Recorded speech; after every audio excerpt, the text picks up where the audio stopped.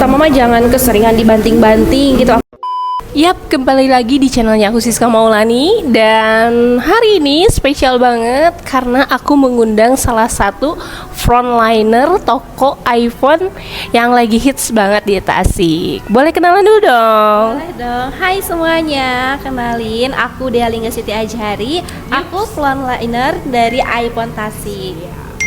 Gimana nih teman-teman, kira-kira ada yang mau ditanyain, boleh di kolom komentar di bawah ini ya, buat next video atau mau request sama Delingga lagi. Nah, yang pertanyaan basic aja nih, aku mau tanyain kira-kira yang sering order ya, konsumen yang datang ke iPhone Tasik ini itu biasanya order iPhone apa nih? Boleh. Nah, untuk yang sering belanja ke store iPhone Tasik itu kebanyakan ya untuk Gen Z sekarang itu di iPhone series 13 nih Teh. Oh iya. Iya.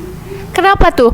Kok bisa jadi pilihan iPhone 13 sama Gen Z? Kalau kaum milenial masuk nggak tuh iPhone? Masuk. Masuk dong. Oh, jadi ibu-ibu ya, ibu-ibu pejabat ya, sosialita biasanya memilih iPhone.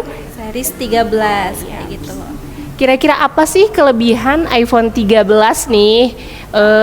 Kenapa jadi bestseller di awal tahun 2026 ini?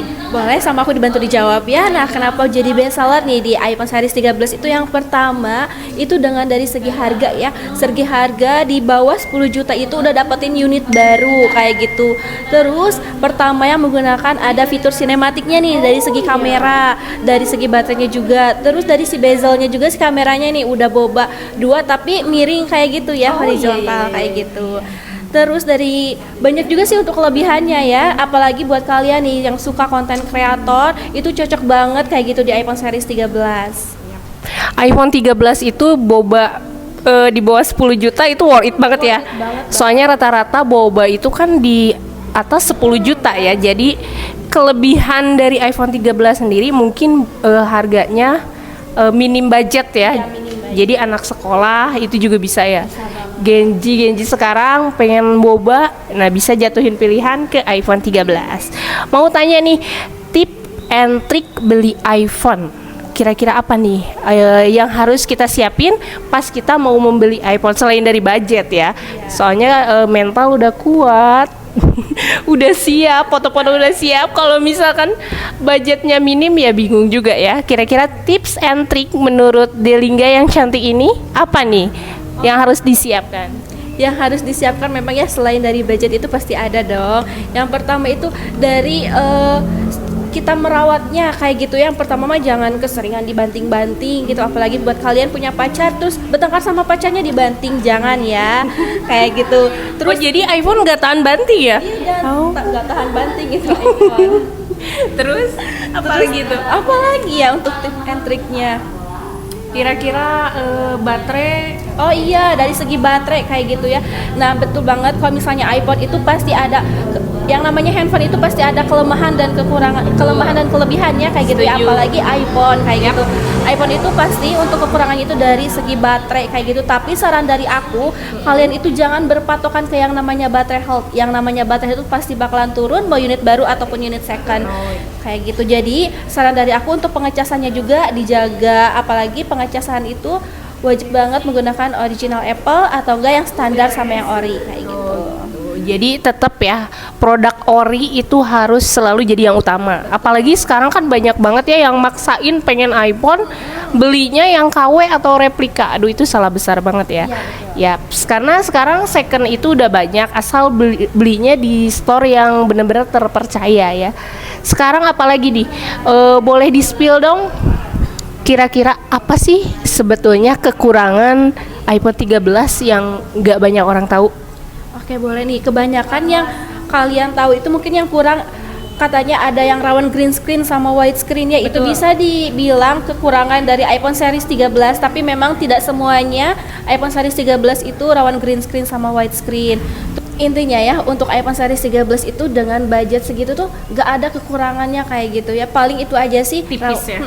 tipis gitu ya. Paling itu aja kekurangannya tuh rawan green screen sama wide screen, tapi tidak semuanya kayak gitu.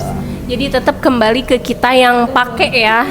Kadang kalau misalkan kita iPhone, oh terkenalnya kan awet ya. Tapi kalau misalkan kita yang ngegunainnya itu sembrono, misalkan nggak apik ya kalau kata orang Sunda mah, ya tetap aja sih ya rawan rusak juga. Human error ya, betul.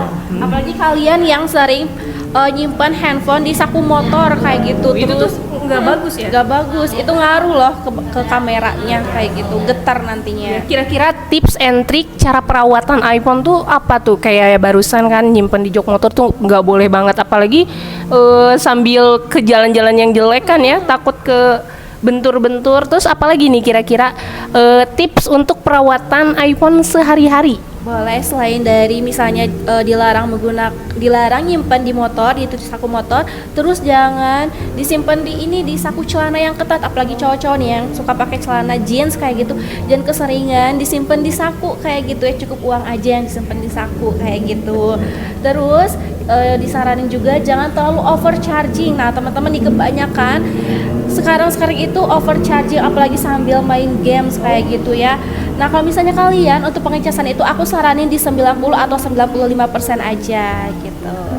Oke, yep, itu dia beberapa informasi yang bisa teman-teman serap ya. Semoga video ini bermanfaat. Buat kalian yang kurang puas, pertanyaannya kurang banyak, boleh di kolom komentar di bawah ini. Kira-kira next video apa aja nih yang harus kita ketahui, apa aja yang harus kita persiapkan saat akan membeli iPhone. So, thanks for watching. Terima kasih juga ya waktunya buat Delinda. Follow Instagramnya di sini.